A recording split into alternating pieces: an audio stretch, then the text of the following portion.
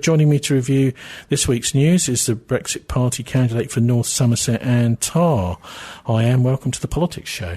Hello Tony, I am not a candidate in this election obviously because we're all stood down, all of us standing in Conservative seats. Well, that's very honest of you to pit me to the post there, but this has been a big week for you, hasn't it? So was it like having campaigned since the beginning of the party, which is only really a few months old, and then suddenly being told, no, you're not allowed to stand?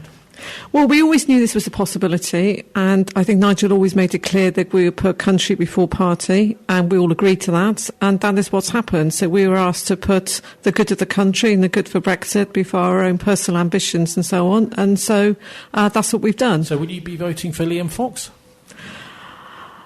Fortunately, it's a secret ballot, so you will never know. But I mean, surely you haven't got a choice, have you?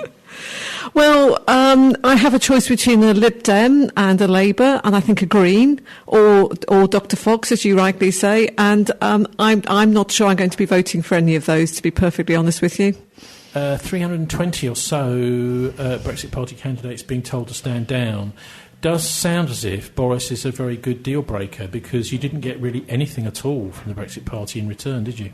Well, I'm not sure that's the case. I think if you look at what the Brexit Party's done since its launch, which as you said was only, 8-9 months ago, we've already changed politics for good in this country. We got rid of Theresa May, possibly the worst Prime Minister ever. We got Boris to reopen this new treaty the EU wanted us to sign, and he has made further concessions over the past weekend. So now we just need to make sure he does actually follow through on those.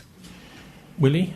I mean, do you have faith in Boris? I mean, he's a known liar after all, isn't he?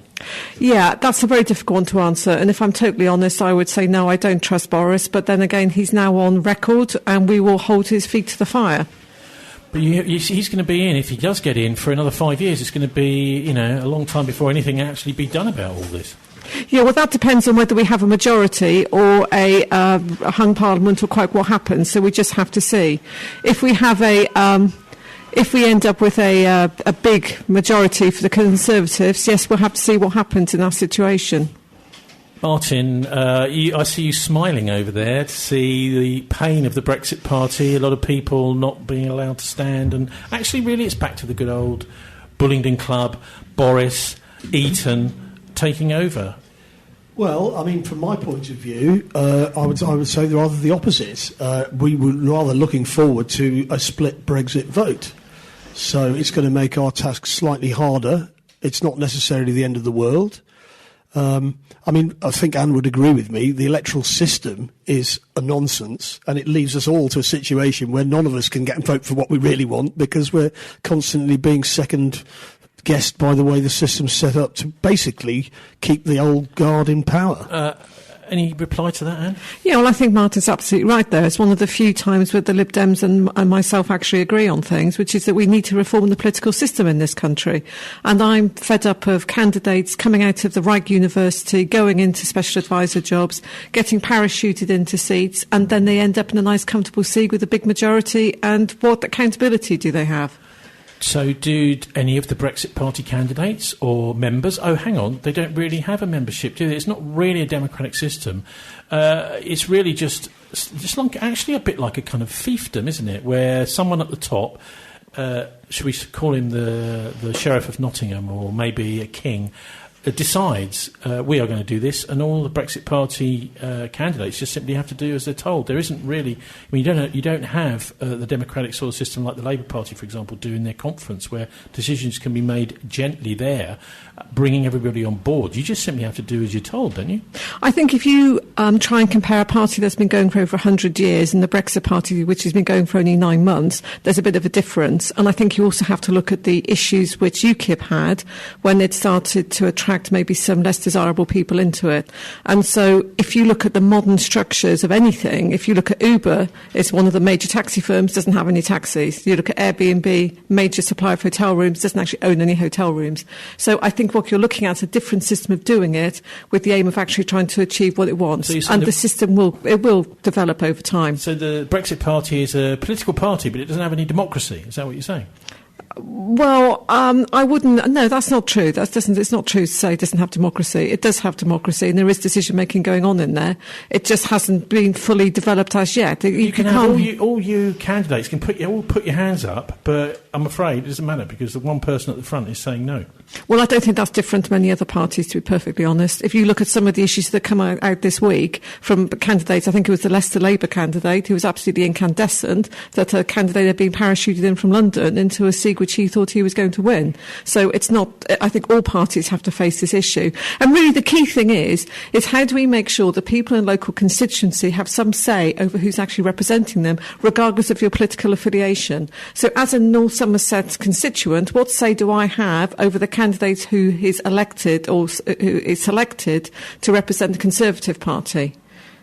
Martin, the Brexit Party have followed suit with the Remain alliance, really, in saying, well, we need an electoral pact in order to get round this first-past-the-post medieval-style voting system. So why hasn't the Labour Party wised up to this? Well, the Labour Party is, because of the as Anne just said, it's got 100 years of history. And you can't, and a rule book, which is, a massively complex rule book. And it's very difficult. I mean, you look at all the internal infighting we've had over the last few years about the direction of policy. And that's a very big disadvantage in one way. You can't just have one single message in the same way as something like the Brexit Party, as Anne said. Farage has kind of copied what Beppe Grillo and the Five-Star Movement did in Italy, where they basically replaced the mainstream left with a new structure. But that might mean that the Labour Party is going to get replaced. Well, it could be. I mean, that could easily happen in this kind of world we live in. So but anyway, is Jeremy Corbyn not doing these electoral pacts? He needs to do that to get round the system, sure. Well, I said when he first stood as leader of the Labour Party and he came to Bristol, I was at a meeting where he was, getting quite a lot of support, and I put the first question to him, said in New Zealand in the early 1980s, the Labour Party committed to proportional representation even when it was in power, because the Labour grassroots were fed up with the Labour right wing doing the wrong things. And because it's a small country, they knocked on every door in the country within 6 months. They had a referendum and they forced it through, which led to a very radical Labour government. And Jacinda Ardern, who's the current Labour leader in New Zealand, she rules with the support of New Zealand First, which are similar to the Brexit Party in some respects, although it's got a more Maori tinge than in this country. And that's because they just got ahead and did it years ago. I've always recommended the Labour Party to do that, but it's like turning around a supertanker. They're used to doing things that one way, and it's very hard to persuade people to do it a different way. It might take a very bad election defeat in order for them to actually start to do things. Well, or a hung parliament where they've got to do deals with other people who believe in PR. We've just had one of those, so they haven't. Well, there might be another one. They haven't learned that lesson, have they? So anyway, let's have a listen now to Nigel Farage on Monday, because it was quite a surprising announcement, but it does definitely follow on the heels of the Green Party, Plaid Cymru, SNP. And who's the other ones? Oh, yeah, Lib Dems pact. The Brexit Party will not contest the 317 seats the Conservatives won at the last election.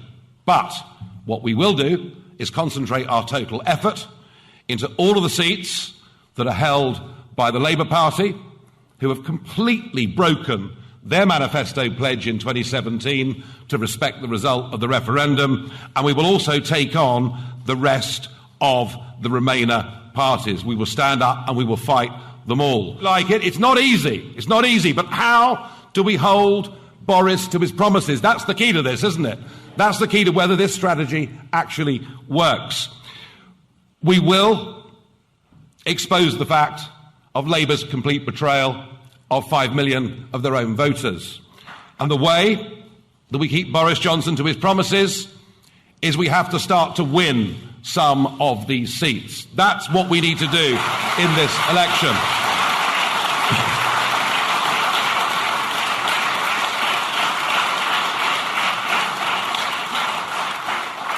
Because when we do that, and we have a Brexit Party voice in Parliament, we're going to keep saying, remember, you told us we were leaving by the end of 2020. Remember, you told us we're not going to have political alignment. And actually, he'll know, just as Mrs May's vote disappeared In the European elections of this year, the same will happen again if a British Prime Minister breaks firm commitments and promises that are made to the British people. Well, from a sort of objective political science kind of point of view, it makes sense for the Brexit Party under a first-past-the-post setup to try to make some attempt to create a coalition of the forces that they're trying to represent. But I think the fact of the matter is that the country is split, and what will happen after the election is everybody will look at the votes, and whichever side has got 50% plus one, even if they've won, they won't necessarily be accepted as a mandate. And, of course, that's what's happened in the United States, where Donald Trump got 3 million less votes than Hillary Clinton, but still became the president because the system allows that. But ultimately, of course, when you're facing off with a democratic Russia, where their people are elected by 60% plus, you start the question that the whole thing is creaking at the seams. So it could easily happen one way, that we get a Remainer majority, but a hard Brexit, or we could get a Remainer government, but a Brexit majority in the country. Either of those things are possible under our rubbish system. Yeah, you're quite right that the system doesn't actually deliver democracy to the people in the sense that every vote counts in this country. And what we need to decide on is how we actually move forward from this. But what's important for us from a Brexit Party perspective is, as Nigel just said, is to get some candidates elected. We need some MPs in Parliament so we can start doing this. And that's our number one priority. But surely, I mean, if you've got 320 less standing, you've got 320 less chance of getting elected. Well, I think the real people who feel let down at the moment are the Labour Leave vote. So if you look at some of the Northern Labour seats, the messages we're getting from there is support for the Brexit Party is extremely high. And those are the seats we need to win. That's why we have Richard Tice standing up in Hartlepool, but also down in the south in Plymouth, we have Anne Widdecombe. Well, one of the Labour Party members, Sheena Moore, made a film a little while ago, about a year or so ago, about all this. And you're quite right, there are quite a lot of people, Martin, from the Labour Party up north who just don't feel betrayed by. I mean, these are basically people who've seen industry collapse under the EU, and particularly in mining communities, that sort of thing. They actually just want to get out of the EU. They voted for it, and many of these Labour MPs are Remain MPs, and yet their voter base is very pro-Leave. Let's have this before we hear from you. Let's have a listen to Sheena Moore, who's a Labour person from up, I think it's Doncaster area. Do you think after 30 years of him campaigning against the EU, that as a leader of the Labour Party, he's actually took the progressive right-wing Labour Party line to appease them? Because I do. And I think it's backfired dramatically, because I think he had the working class vote. I mean, to see UKIP getting votes, to me, is absolutely appalling, astonished. And they did get votes in these areas, and I think they're the traditional Labour voters who had no one to vote for, because they couldn't vote for a Tory Labour Party. Jeremy Corbyn was pulling that vote back. Well, that's interesting. I mean, because in actual fact, as you know, 19 Labour MPs voted for Boris Johnson's deal, and that was because he lost the 10 DUP voters. So in actual fact, the Labour Party is split. It's quite clear the majority of MPs and Labour activists are pro-Remain. Don't think there's much of a secret about that. But there's a substantial chunk of people who are pro-Leave. What about these people that just don't feel they've got anyone to vote for anymore, but because of the way Corbyn has decided, no, he's not going to honour the result of the referendum, but he's going to actually call for a second referendum. Corbyn comes under attack from the pro-Remain wing of the party because he's not taken what they regard as a pro-Remain enough stance, and he's actually on a hide into nothing, whatever he does. I think basically I broadly agree. But what I would say to Leave voters in those constituencies, if you vote Labour and we win, there will be a definite referendum on leaving the EU, and you can vote to leave the EU. I think the real issue here is there's a whole swathe of people who don't feel that any political party represents them. And the old message of I'm on the left, I'm on the right, I'm Labour, I'm Tory no longer holds valid. What really happens is, are you able to participate in the growing wealth of this country, or are you one of the people who feel that you've been left behind because you haven't got the basic things that you need in order to live? And you see very clearly in Bristol, where Bristol is a city of two halves, where some parts are very affluent and some parts are great poverty, and that's replicated across the whole country. And who is speaking for those people who do feel they've been left behind? It's not the Islington Labour Party, as is often seen now, or the Westminster bubble, which includes all the Tory toffs such as Boris Johnson and Jacob Rees-Mogg. Oh, so, I mean, the Brexit Party has actually made it more difficult for people to find someone to vote for. Some people would argue, and one of those people who would argue that, who we had on this programme a few weeks ago, is the Brexit Party candidate for Gloucester, Richard Ford, and here he is speaking on Radio Gloucester earlier this week. I think it was actually on Monday, the day he heard that after all his efforts, no, he wasn't going to be allowed to be a candidate for the Brexit Party. We've been out most Saturdays outside the Guildhall in Gloucester. We've been leafleting with lots of enthusiasm, lots of supporters, and I think that's the point. The problem is there are so many people that came up to us in Gloucester, or come up to us regularly in Gloucester and say, thank you so much for standing, you're the only Leave candidate in a Leave voting city. And that's the problem. I think those people will be very, very upset because they'll have nobody to vote for. They'll stay at home. I mean, Gloucester has voted 3 times now for Leave in the referendum. In the general election in 2017, when Richard Graham increased his majority by falsely promising to implement the result of the referendum a year earlier. And Labour, of course, also stood on that ticket, so 85% of the people voted for Labour Conservative in that general election across the country, because they believed that the referendum would be honoured. And of course, earlier this year, the Brexit Party got 38.5% in Gloucester City. So 3 times Gloucester has voted to leave, and now it seems we've got a choice. There'll be 6 candidates in Gloucester, as far as I know, in the parliamentary election. Labour, Lib Dem, Conservative, Green and Renew Party, all of whom are Remainers of one degree or another, from the Liberal Democrats who want to revoke Article 50 to Richard Graham, who is a long-standing Remainer, Conservative candidate who basically wants to flog Theresa May's heated-up Brino deal. Richard Graham voted to extend Article 50. He voted to take the so-called no deal off the table. So it's 5 Well, he's voted for a Brexit each time because he's gone with the Prime Minister on each case, whether it's Theresa May or Boris Johnson. He's voted with him. That isn't the Brexit that people voted for, of course. You know, there are lots of strings attached to that. And Richard Graham is a Remainer. He was here with Theresa May and Gloucester. Well, it's good enough for Nigel Farage, because your leader, he said that is the only way we're going to stop another referendum, which is possible. I doubt very much that Nigel Farage has ever heard of Richard Graham here in Gloucestershire. We have a situation now where Gloucester, a Leave voting city, doesn't have a Leave voting candidate, and Stroud, held by Labour at the moment, a Remain voting district, does have a candidate for that. So I think the broad brushstroke clearly hasn't worked. Well, so there's Richard Ford trying to untangle what was happening with the Brexit Party, but his case, I mean, just to say, I mean, the Conservatives obviously would argue that their candidate is a Leave candidate, and very much is a Leave candidate. But I mean, what do you make of the sort of reduction in choice that your party has now done with this deal with the Tories? Well, it's not a deal with the Tories; they've just caved in without trying to even make a deal. We've made a unilateral decision.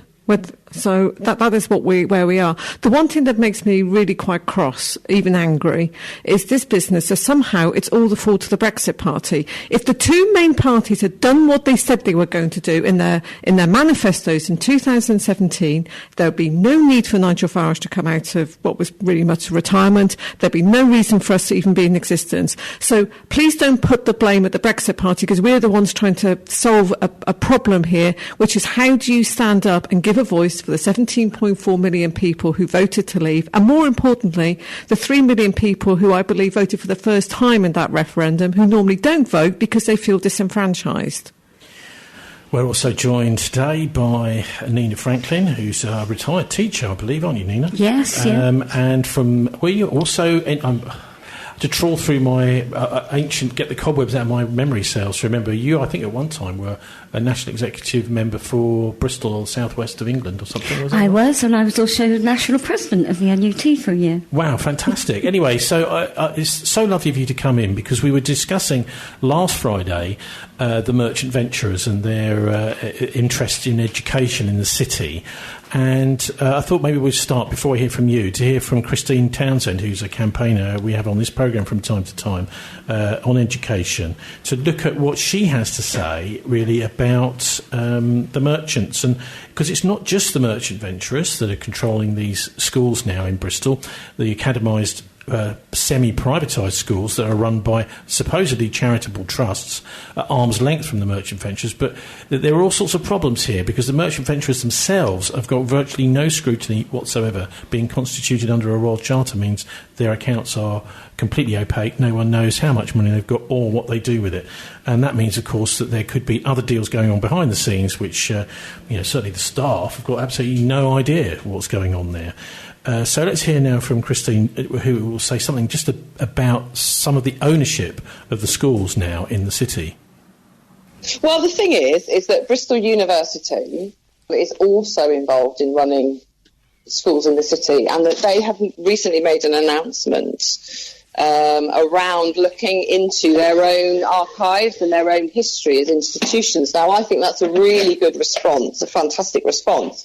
And if the merchant venturers or if the church, who are also, the cathedral, were if they were to open up and be more transparent, I think they would learn a lot, and they would then also understand maybe why it is that people say, well, what are you doing in the church? What is the bishop saying to hundreds of children?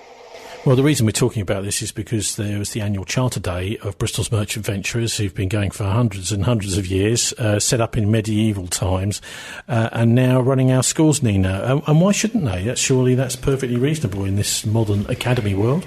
Well, all schools should be run democratically by a local authority of which the members are elected by the people in the area.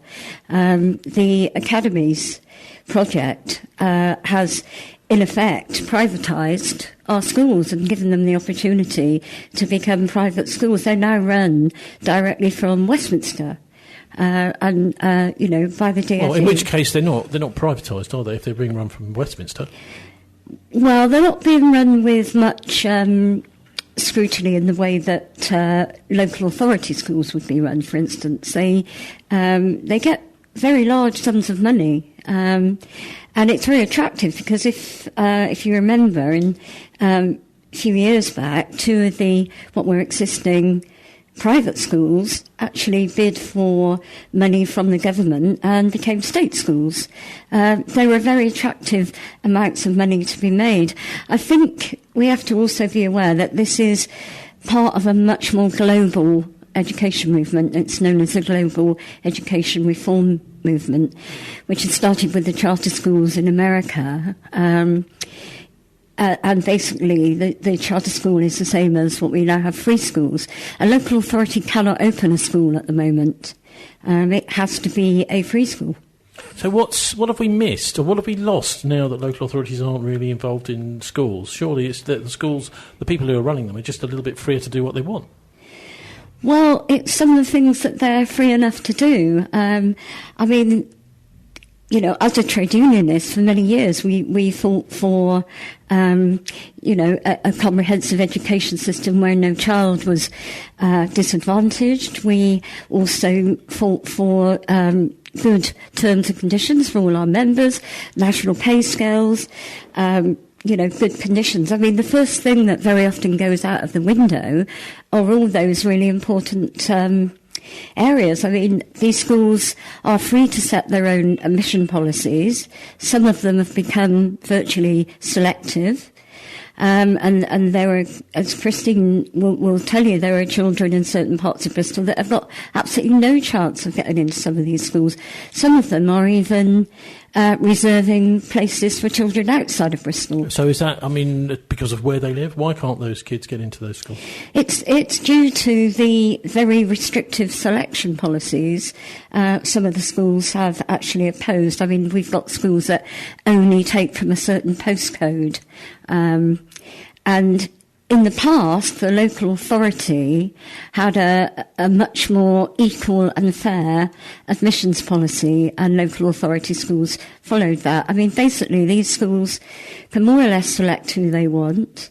And because of the sort of reliance on, being high achieving schools in terms of Ofsted and all that sort of thing, it also means that they can exclude huge proportions of children that, really need to be in school. Well, it's probably fair to say the biggest merchant venturer school in the city is Merchants Academy in Withywood. They are under special measures by Ofsted. They're also classed as inadequate, and yet nevertheless they've managed to raise the money to build 2 new schools. Does it not matter if you're inadequate or you're in special measures? You can just go and build as many as you want? Well, it's very strange the way the merchants can do that, because of the fact that the normal situation is if a school goes, if we think of a local authority school, if it goes into a category that is underperforming, so in need of support or special measures. They're getting visits very regularly, aren't they, from Ofsted, just to see how they're getting on? Yeah, but normally that school would then be taken over by a high performing. It basically gets closed and reopens as a sort of new school. However, that's just not something that has happened to the merchants. And you can't really, a lot of the people involved in the Cathedral School Trust are also merchant venturers. Oh, right. So this is another one of the Cathedral School Trust. You've got the merchant venturers, and also Christine was talking about the church as well. So these are some of the institutions now running the city. Yeah. Well, the great and the good, they call them, don't they? Yes, yeah. And it's seen as a sort of philanthropic move. I mean, I was actually involved in, I think it's 2008 when the Merchants Academy was set up, and got taken up to their big place up by the Downs, and told that it was purely a charitable. They'd always been involved. So did they wine and dine you? Well, I wouldn't say, we had a buffet lunch. Any champagne? No. Oh. Well, I'll have to put in some complaints about that. I mean, they can certainly afford it. Anyway, so what about teacher morale at Merchants Academy particularly? Because this is their flagship school. It's not looking good on paper. The documents say inadequate. They say special measures. And yet they're expanding. I mean, maybe they're expanding those inadequacy, at the moment. Although, to be fair, Ofsted have been saying more recently that they're getting better and they're on the road to recovery. But what's teacher morale like now, and what sort of issues are teachers? I'm not currently a union officer, and I would say it was a little bit sensitive because there are... I know that the union is involved with with members at Merchants. So is there recognition for the union there? At the moment, I think the recognition is gone. Oh. When we set it up in 2008... You know what this reminds me of? The National Union of Journalists. We had recognition at the Bristol Post, and yet it didn't really kind of transpire to mean anything. They got their lawyers onto it and said, well, we found a little kind of chink in the armour here and we can't have these meetings. Oh, dear, oh, dear. And of course, the Bristol Post, of course, has got links to the merchants too. We certainly had it when it was first set up. We went to lots of meetings. It was quite positive. So, I would argue we do have union recognition, but it just seems that over the years they have their own contracts as well that they can put, all sorts of conditions in, such as teachers have to remain on the site until 5:30 at night. They also had a rifle range in those days. And an army cadet force, which I think they still have. Well, some schools have that, don't they? Yeah. They have army cadets and air cadets, that sort of thing. Yeah. Sea cadets. I mean, that was a normal thing in the old days. Well, it was, but at the same time, I think for teachers to be expected, some teachers do not want to have any involvement with that sort of thing. And, to then be told, as has happened in the past, that, their salaries depended on their involvement with those sort of projects, it's very difficult. And I think, we can't get the actual turnover figures for staff, but I think it's been very high in the past. Yes, that was one of the things that was happening a lot at the Post as well. There was a lot of high turnover of staff at these organisations, and that does indicate morale, doesn't it? Yeah. I mean, morale, of course, is the thing that gets you up in the morning and gets you into work as a public servant. Yeah. I mean, the other thing that I think lowers morale for classroom teachers is, look at the salary structure. I mean, there used to be a national pay scale, and the most a head teacher could earn, and this would be in a large comprehensive, perhaps in the middle of London, would be, just over 100,000. And it was based on the size of the school and the type of problems it has. virtually all the sort of CEOs of these big academy trusts are all on over 200,000 a year. There's very few. Can you have a chief executive of a charity? It doesn't sound quite right somehow. I mean, maybe chief executive of Shell, but if you're a charitable trust, yes, yeah. But they do, don't they? Yeah, and also and what sort of salaries are they on? Well, of course, they don't publish them. Oh, really? Okay. And you can sometimes get them from Freedom of Information request, but I don't think that's ever successfully been got from many of them. I think the other thing to remember is that when you're a charity, you don't pay business rates on your buildings, whereas if you're a local primary school, you pay business rates. You know, and the merchants being a sort of big charity, and they've got huge amounts of money in investments and stuff over the years. How do you know? I mean, of course they have, but they don't want anyone to know how much money they've got. No. I mean, they're basically like the Bristol Illuminati, aren't they, Martin? This whole system for running schools, it does seem as if, I mean, for example, what we've seen in some places is that the school sees its land that it now controls as a way to sort of make commercial capital out of it. So it will close some school buildings and hire them out to local businesses, that sort of thing. So the character of the school is definitely changing. Absolutely. I mean, basically, the whole idea of competition between schools, which is so normal in the private sector. My father used to be a head teacher in the state sector. And, of course, he was very opposed to all of these changes when they were brought in the 1980s, because basically what should happen in schools in an area like Bristol is they should cooperate and share resources to provide the widest possible choices for the kids that you're trying to teach. So, for example, if you've got a playing field, you share it with other schools. And that was normal practice. But, of course, the whole idea of marketising education, which came in the 1980s, is schools are firms which are in competition with each other. Now, that, in fact, is perfectly normal in the private sector, but it's absolutely poison in the state sector. And eventually, of course, my dad argued at the time. He said, look, if you're going to have each school as a separate cost base, you've got to give them a certain amount of money, and you can go to the popular school, which will have 35 in the class, or you can go to the unpopular school with 15 in the class. And you'll soon find that it would even out. But in any case, what you ought to do is have planning to make sure you've got enough school places for the population that you're trying to service. And of course, what's happened now with the Colston Girls' School, for example, used to be private. They then, after the crash, the parents found that things were a bit tight, so they then joined the state system. And now those parents don't have to pay the fees; the government pays the fees. But of course, they've still inherited the demographic structure from the previous kids. So if you're a girl living in St Paul's, where it's based, you've got hardly any chance of getting in there. But they're bringing kids in from Gloucestershire on the train, paid for by the government now. Anyway, we're talking about this because of Charter Day on Monday, where hundreds of children from the Merchants Trust schools, Merchants Academy and elsewhere, were bussed in to celebrate something. Well, one does wonder, Anne, if what they're celebrating is the fact that their accounts are kept secret, that no one's allowed to know what money they're coming from, how much money they've got or where it's going. Point of order, Tony. Yes? The Charter Day is not for the merchant ventures, it's for Colston School. Yeah? So it's, in other words, they set up Colston Girls and Boys School years ago, and the Colston Boys School remains private sector. Well, as I understand, it's Merchant Venturers Charter Day, and that's when they got their charter. But anyway, Anne, what do you make of this privatisation of education? We've got someone here who's had a lot of experience in education. She's saying, actually, it's all going in the wrong direction. Well, I'm Chair of Governors for Primary School. And having looked at education and looking at what's happening in our secondary schools as well, I have to question whether or not we've actually got everything set up as we should and quite what the point of education is today. And that is to say, what are we actually trying to achieve with our schools? What are we trying to achieve with the education? And why are we pushing so many students into university? And I think this is a broader discussion that we need rather than just looking at the structure of the schools. I'm not a particular... What we're talking about really is not necessarily the structure, it's about the ownership of the school. Yeah.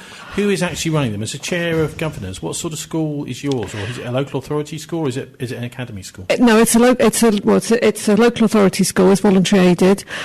So I'm uncomfortable with some of the academisation for the reasons that have been said, and for the fact that you have a chief executive running the school, and quite what the local control is over that school, because at the moment you do have accountability, and where do you get that accountability once you become an academy? And I think there is this sort of secret privatisation that's been going on with some of the academies.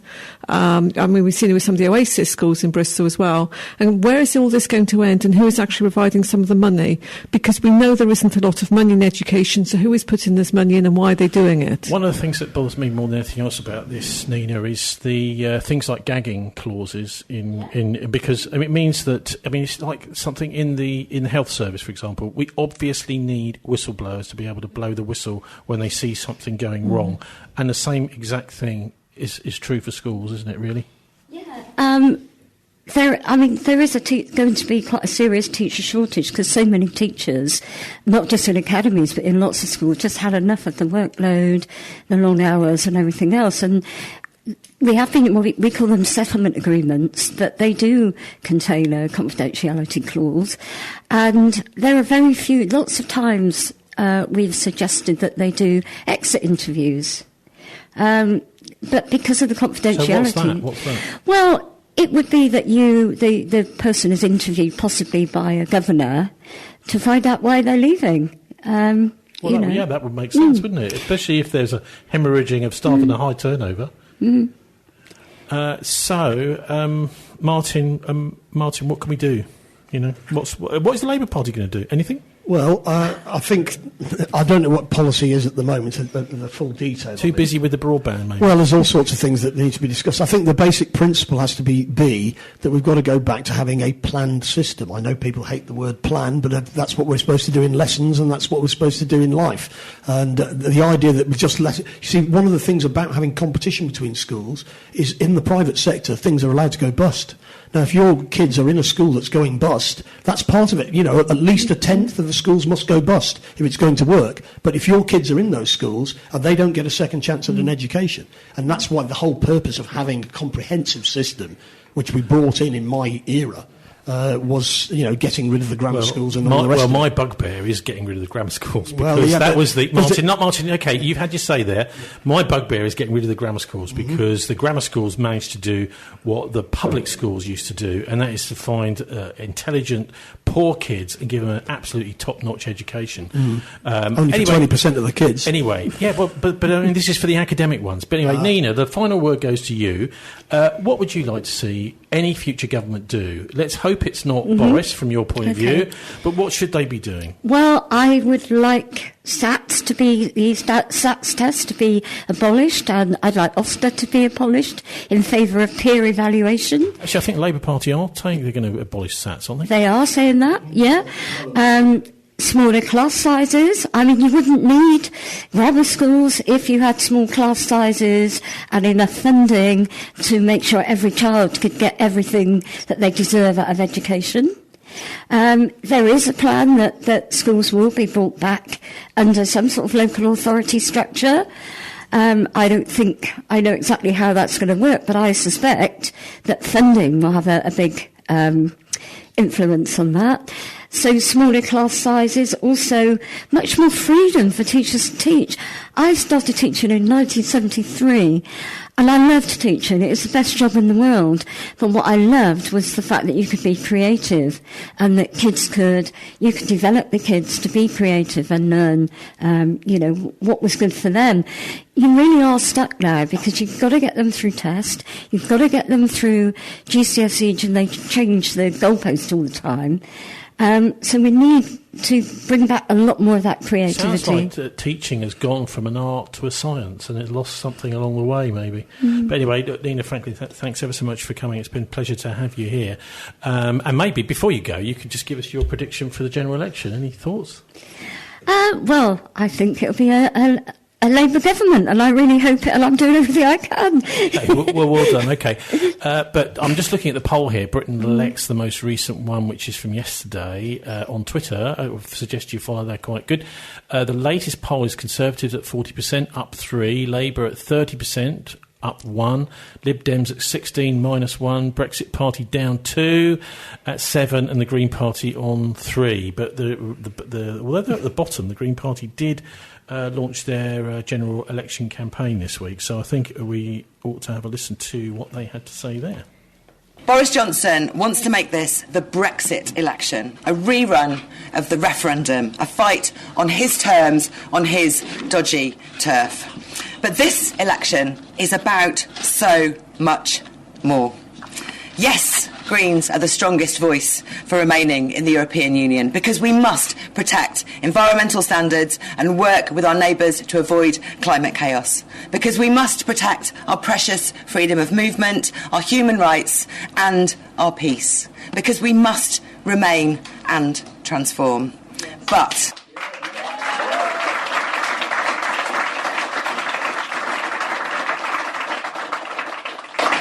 some things are even bigger than Brexit. This must be the climate election. The future won't get another chance.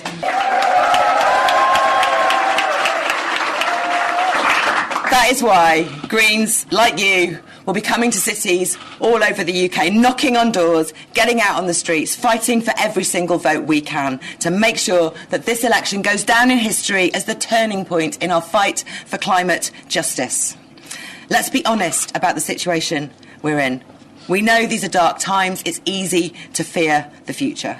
The threat of Brexit hangs over our heads. The climate emergency rages from the Amazon to the Arctic, and our fragile democracy is under attack. But despite all this, Greens don't fear the future. We are the future. We stand at the threshold of what could be the most exciting and prosperous period of our country's history, because taking action on the climate emergency isn't just about averting disaster, it's about creating a brand new Britain. No, it's not my editing, that's their editing, with the claps seeming to come a bit peculiar moments. Martin, for a start, the Greens are going to be pinching a lot of your votes, certainly in this city, aren't they, from the Labour Party? Well, I think in Bristol West, where we are here, there's going to be it's going to be a Labour-Green contest, effectively. Do you think they're right to go on climate? Obviously, there's a lot of action. Well, I mean, that's the thing that they've made a lot of. There's a lot of action on the streets on that one, isn't there? This is people are turning out, actually coming out onto the streets over that issue. Why is they've obviously trumped Labour on the climate, surely. Well, I mean, Thangham, who's the local MP for the Labour Party, would probably disagree because she's basically got fairly green ideas herself. So it's a bit of a luxury fight around here because the Conservatives will probably come third, and it'll be a fight between the Labour Party and the Greens, and they'll have to work. But it's only in this particular constituency. It's rather special. It's particularly, that's the demography around here. I mean, basically, the Labour Party is hoping that this election is not going to be about Brexit, but it's a pretty forlorn hope, that, isn't it? Well, I think there's no way that it's not going to be partly about Brexit.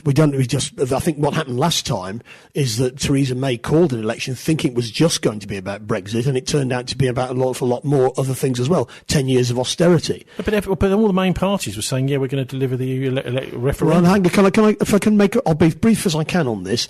There are various versions of Brexit, and that's what we're arguing about. I could live with a Norway deal. No problem at all, but I'm not having a no-deal Brexit. Well, Norway deal... Norway voted twice to stay out of the EU, but they're in the single market. We know what the Norway deal does. What it does is you have to do what the European Court of Justice says you've got to do all that, but you don't get any say. Well, that's right. Why would people want that? Well, in Norway, they've voted on that twice, and they've decided just for the hell of it, they'd like to be independent, but they're going to be in the single market anyway. And we, of course, a bigger country, we're probably better off inside. That's why we need a referendum. Another one. Anyway, what do you make of the Green Party's pitch there, Anne? Well, I'm a bit concerned about green policies, and I think what's interesting, if you look in some countries, I think at the last election in Australia, the Green Party was expected to do very well. It was expected to be all about green issues, and the reality was very different. So are people really green, or do they just pretend to be green for the pollsters? We're going to find that out in Bristol with the diesel ban. Before we hear from you two on this, because this is going to definitely be coming up over the next months and couple of years, I guess. I think it's 2021 it's due to be implemented. And this is the Bristol Mayor Marvin Rees speaking the other week on 5 Live about the diesel ban and the rationale behind it in the city. I'm not going to sit here and spell out the specifics because that's got to go out for consultation. But what I can say is we have a list of the risks that we think are live. We've always had this through the clean air zone and the diesel ban. And what we will do is begin working with the city and our partners to minimise those risks and make sure Bristol people are adversely affected. We saw earlier Sally Challoner's efforts to get to work on the bus. People will be saying, look, Mr Mayor, put in the public transport as it is in London and some... Sorry, this is not 5 Live, obviously. This is Points West here. David Garnston. But you can't do it this way round. Well, you can't ban cars and not have the public transport up and running. Well, that's not an option because we've got a deadline we need to meet, and if we don't meet it, as you've reported on numerous occasions, we're on the end of legal action. I mean, we have a moral responsibility to deliver clean air, an ecological responsibility to deliver clean air, and a legal requirement to deliver clean air. So it all comes together. We can't wait until we've made up for the 4 decades of the city's failure to deliver a meaningful mass transit system. We have to act now. But we are delivering the mass transit system. And let me just point out one other thing as well that's really important, because focusing on the diesel ban, what we've avoided in our clean air zone is avoiding private car drivers as well. OK, but it's the beginning of a process, isn't it? Once the system's in, then it won't be very difficult to go to charging cars, will it? But that's not where we're intending to go. Our principles, and we've taken the hits for standing by our principles of taking care of people in Bristol, I think have been evidenced. What we know we need to do, and we've put this out, we have to earn the right. We have to provide viable alternatives. We're not going to war with car drivers, and I get the people saying I love cars and so forth. My stance has always been we are not going to war with car drivers. What we are trying to do is provide viable alternatives. The only trouble is, of course, a lot of people don't think that the Bristol public transport system is up to the job, Ann Tarr, and this it could be potentially it could lose the mayor a lot of votes, because it's as I understand, it's the first city in Europe to. It may even be, I don't know, other parts of the world have ever done it before. It sets a real big precedent, this diesel ban. Yeah, well, I think it really could be very damaging to the businesses in the city, because the infrastructure in Bristol is obviously inadequate, not just public transport, but also how do you get across Bristol without driving through the city centre? Well, we don't have an efficient ring road system. The taxi drivers are going to have to pay £9 a day, apparently. Now they're absolutely up in arms in that. Now that's public transport. Whatever you say about taxis, they're public transport, and it seems like the public. It's just this seems to me as if it's just a kind of an excuse, Martin, to just to rake a bit more money in. Well, so look, a bit of a racket. Well, really. the reality is that you can't really solve problems like this at this level. We've had 10 years of austerity where the ultimately local authorities in the near future are going to be doing adult social care and nothing else. So in many ways, that's where we're going. If you fulfil your statutory duties, and that's the end of it. And local government, in fact, is got all of these expectations are placed on it. And the reality is that if you've got you're bailing out the banking system, which is underlying everything that's gone wrong in this country over the last 10 years. That's why we've had a deficit, so that the private sector didn't collapse. And that has been forgotten. Of course, when it collapses again, it won't be forgotten. So you think this is the right thing to do as a reply to the banking collapse? No, I'm just saying. Let me put this to you. When the congestion charge was introduced in London, lots of people moaned and groaned, but it's now stuck, and nobody's going to change it, are they? But the taxi drivers don't pay it because they're public transport. The buses don't pay it because they're public transport. Well, I'm willing to listen. But they're going to have to. I'm willing to listen to arguments about whether this particular scheme that Marvin is suggesting is the correct way to go. But I think ultimately you've got to look at the bigger picture. We need infrastructure investment on a massive scale in this country, and it's got to be in public transport. You should have done it 30 years ago. You got a petrol car or a diesel car? I've got a petrol car, Tony. Oh, well, you've got a diesel car, though, haven't you? No. Yes. Well, anyway, the whole idea of we're talking about £50-60 fines for driving through the city centre seems an interesting way to try and do this.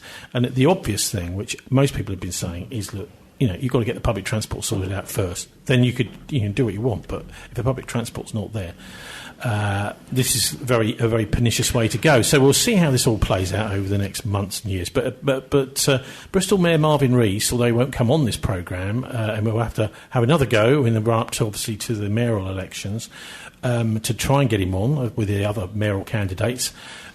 He's been hitting the headlines this week in the national press, not necessarily in a good way either. The Bristol Post apologises for a mugshot picture of mixed-raced mayor. That was in the Times.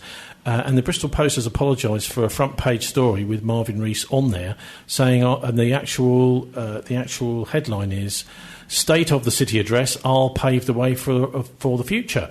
Next to a very close-up shot of Marvin, and the Mayor promises a new Circle Line bus route which will allow city centre to be pedestrianised, and that's on pages 4 and 5 in the Bristol Post. But apparently this picture looks like a prison mugshot of the Mayor, and people are complaining, at least some people in the city, the Racial Equality Department, are saying that it's actually a racist picture because it tries to portray him as a criminal. So I think we'll start with you, Anne. You've seen the picture. I'll put a copy of it up on our show page at thisweek.org.uk.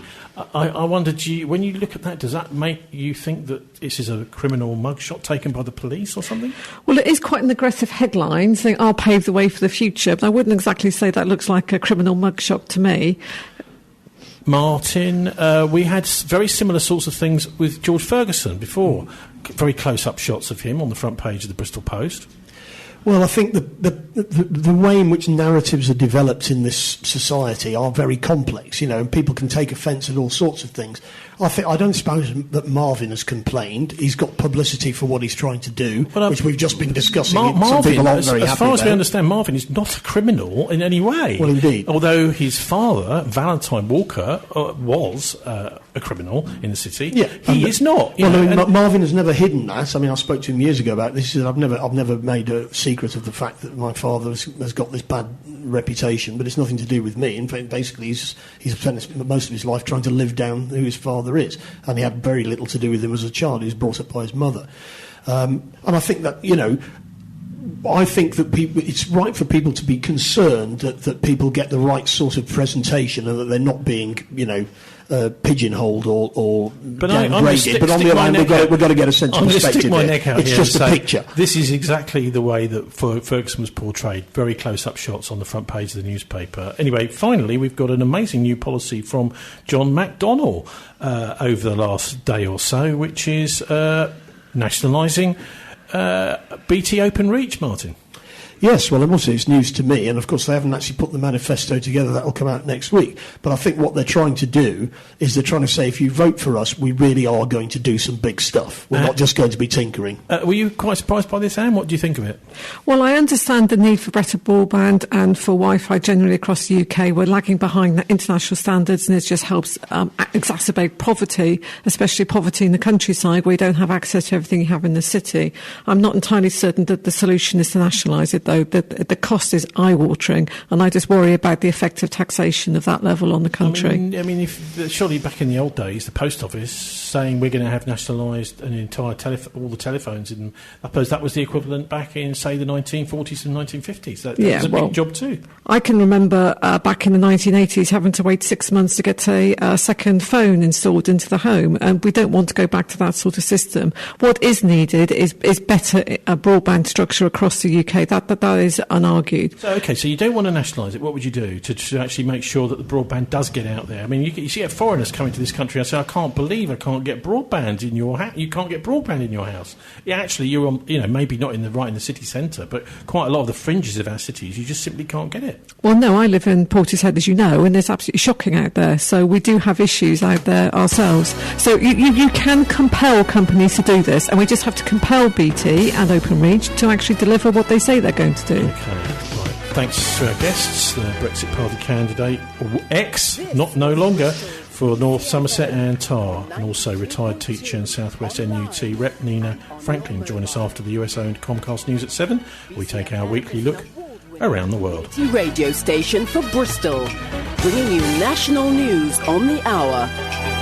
Live from the Sky News Centre. From the Sky News Centre at 7, Boris Johnson's attacked what he's called Labour's crazed communist scheme to offer every household free broadband. Jeremy Corbyn's party says it'll nationalise part of BT if it wins the general election next month. But the Prime Minister says the Conservatives have a massive infrastructure programme, which will be helped by getting Brexit done. It will be something that clears our arteries, it will unblock our system, it will get us back on our feet and able to take advantage of all the things that we want to get from Brexit. Meanwhile, the Lib Dems are promising to spend £100 billion on tackling climate change. A former US advisor to Donald Trump has been convicted of lying and witness tampering. Roger Stone faces up to 20 years in prison following an investigation into Russian interference in the 2016 presidential election. Meanwhile, the former US ambassador to Ukraine says she felt very intimidated by Donald Trump tweeting an attack as she testified at his impeachment inquiry. Marie Yovanovitch was ousted from her post after coming under fire from the president's personal lawyer.